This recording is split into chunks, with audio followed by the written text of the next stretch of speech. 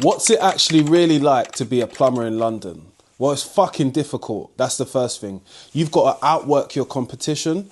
You've got to work late. You've got to get up early. You've got to make sure that your supplier can also match your type of energy when it comes to your customers, i.e. being able to give them what they want when they want it, to make sure that you can pick up deliveries if they can't be dropped off, because often there is no delivery system in place. So therefore, slowing down your project on completion will be inevitable. So you need to make sure that you go that one extra. If you're trying to be a successful plumber in London, yeah, taking holidays and taking time off is a no-no, because for every time that you're not at work, yeah, they're going to consider the competition. Your competition is always closing in on you as a London plumber, right? You've got people who are going to do the same job as you're going to do for £60, for £40, because they're going to tell you they want experience. So that's what you've got to deal with on a daily basis. But you've also got to deal with customers who turn around and say to you, oh, yeah, my nephew could have done it, but he's at college, you know, he's doing plumbing at the moment. I would have asked him to fix it. Well, why am I here then? You should have saved your money. You're going to have to deal with loads of people who possibly don't have the money at the time, that find an excuse to tell you at the end of the job. You're going to have to deal with things which are going to be like holding your patience and making sure that you stay professional while you're on the job, on every job.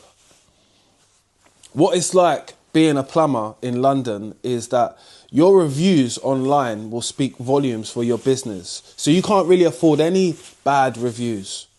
How you deal with all customers and all people is a reflection upon yourself. If people want to recommend you, they will do, but you have to do them such a good job that they will say, do you know what, this is my plumber. This is someone who I use. Oh, I'll let you use my person. I'll pass on the information, right? And maybe that person might still want a favour back from you as a tradesperson because someone else passed on your number. So now you've got an extra job, but the person who you got the job from in the first place wants a favour now. Hi, this is plumbing. It shouldn't always be this difficult, but sometimes in a congested place like London, yeah, you've got a lot of different personalities, different people, right? You've got your person who's in the shop who serves you, who's a bit of a Jack the Lad, knows everything, but ain't fucking touched the tools before in his life. He could tell you what thermostat you need, but he's never wired it up himself. That's fine, that's not a problem. You have to take the information, what you get from that person, with a pinch of salt, because you can't now tell that information to your customer. Oh, well, you need the 5X3298. Yeah, that's what you need. They don't know that they need that. They think, what the hell is that? I've been in the industry long enough, over 21 years, to know that, you know, when you get a boiler fitted, you need a programmer, things like that, a stat. These are things which your customer's not going to know. They don't speak that language. So having a good level of communication is something which is going to separate you from other people. Because let's be honest, nowadays, people struggle with communication. They struggle with understanding that the terminologies and how we speak and how we've been taught in college, yeah, is not the terminologies that people will be communicating with you on a day-to-day basis. Yes, the people in your industry, but your industry is only, when you look at construction, it's only like 3 million people here. So it's not really massive, is it? There's more people in the football industry, but you're not a footballer. So let's not get sidetracked. What I'm saying is just that being a plumber comes with its difficulties due to the circumstances and where you are, right? London and England is not like some 24-hour city when things are just going all the time. Things stop at a certain period of time. So past a certain time, I personally, unless I had spares on me, would not like to go out to do a repair in a certain area because I know that they would be looking for it to be fixed on the remedial, which will be the call out and saying, oh, this such and such is not working, could you come and have a look at it? Yeah, we can come and have a look at it. If it needs replacing, we'll get it replaced in the morning. But if we can get it up and running, we'll get it up and running, and so on and so forth. That level of communicating with your customer and allowing them to know that you are confident and understanding on the channels on how we get from the conversation to the fixing to the invoice and to them possibly writing you a review. Because at the end of the day, those are the goals what you want to hit when it comes to your customers. Nobody's ever going to tell you any of these things because you don't get any of these lessons during college. You don't get any of these lessons during your apprenticeship when you're with your plumber's mate, the geezer who knows a little bit. These are all things which you've got to work on when it comes to your skill level, and you've got to kind of like understand it for yourself. So it took me a number of years to do this, but I realized that I was only going to hone down and get those skills from working for people who actually possess those skills. So working for high-end companies as well, so I can understand how to be due diligent, because due diligent means that I'm checking everything before everyone's asking me. I'm making sure I'm doing my double checks because we can't afford any problems here, right? I don't have much time to be able to go back to the job because the distance might be 2 hours traveling, right? So I don't have another 4 hours spare so I can go and check if I forgot something. So instead of coming out of a property and saying, oh shit, did I do that? Because that happens to me, that used to happen to me many a times. Oh shit, did I do this or did I do that? That can happen. But to stop that, I've allowed myself to have a checklist. I've allowed myself to give myself time to be able to feel confident anywhere where I am, to be able to say, okay, cool, I think I've done everything now. Now I'm going to go and write my report, and then I'm going to go and write a invoice as well on top of that. And then I'm going to message the customer straight away and tell them, look, shortly, within the next 24 hours, you will be receiving an invoice from me and a summary of the report. Right.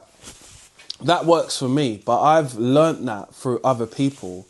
I've learnt that through examples within working within this industry, using a PDA, using things which we do every day, but we don't understand the reason why we do some things, right? Don't understand the reason why we have to write a report. Don't understand the reason why you might have to write notes or something like that. You don't understand those types of procedures, what happen in work to follow for the end part, which is the money at the end of the day. And I think the money aspect, which I touched on at the beginning of the video, which was you competing with other people who are willing to do the same job as you, but for 60 or 40 pounds, let's say. A lot of customers, or some customers, can generally search on Google how much it is for a plumber for an hourly rate, right? And sometimes they're willing to adhere to that, unless you have obviously said how much your price is going to be from the beginning. I used to be worried about telling people how much I want. Do you get it? Oh, they might think it's too much. How can they think it's too much when I've been in the industry for 10, 15, 20 years now? How can they think it's too much of my time, because I still invest my time, and time is money? I've had to look at my business and start running it like a business and not running it like I've got a couple of jobs to do. Because it just doesn't work like that. There's too much money going out compared to the money coming in. And then me feeling confident enough to be able to charge the going rate to people was a battle which I struggled with, because I just didn't know how to implicate it into the everyday things what I was doing. But things were going up. Cost of everything was going up. The cost of living goes up right now. The cost of petrol goes up right now. The cost of parking goes up right now. The cost of tools, materials. Nothing gets made in this country where we are. So we're paying the odds, the higher odds at the end of the day, which is not always a great thing, but it's something that we are all in at the moment, and it's hard to get out of. But how do you deal with all of these things? You deal with all these things with allowing yourself to adjust, learning from your mistakes, understanding that you don't know everything from the beginning. It took me so long to understand things in process on how to run this business that I realised the rest of the other time I was wasting my time. I was wasting my time because I wasn't sponge learning off of good plumbers and saying to myself, okay, what they do, I need to do it a little bit better, but put my own touch on it. Okay, now I understand it, I get it. But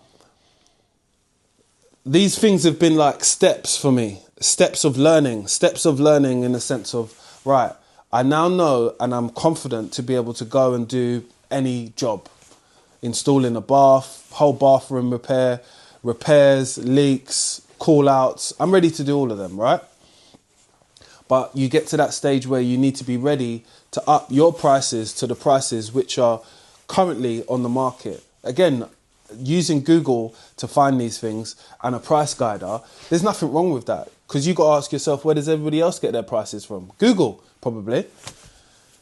But no one's going to tell you this. And your rate for your area, you can generally sometimes find that out on the internet as well. So the going rate for different areas in London fluctuates up and down. I try and aim for all the top areas, so therefore I can charge the highest price. The amount of frequency of work might not be as high, but I can do less trips. So for me, that made sense. And I don't live too far away from these areas which I want to be operating in, right? Kudos. And then now at this point, I now need to show people that I'm offering these types of services. So me being able to do social media, me being able to try and show up as much as I can so I can show out the competition. That's what I'm dealing with being a plumber in London. My name is Mr. London Plumber. This is my plumbing content, just on reality of being a London plumber. It's very different for everybody else. Everyone else has got their own take, but this is my take, and it's going to be nothing but the reality and nothing but the truth. Like I said to you, I'm charging X, another man's charging 60 to 40 pounds. We're both saying that we could do the job. It doesn't matter about what the person looks like. It's probably about what the other person can afford. So if you enjoyed this type of conversation, I suggest for you to like, share and subscribe to my channel, because I will be doing these types of conversations regularly, but I need you to press the subscribe button, because I never said it at the beginning, but I want to wait to the end because I want people to see the value within this content. I'll be posting a lot more content just like this, but I need you to subscribe. So as long as you subscribe, like and share, I'll definitely see you on the other side. Let's get it.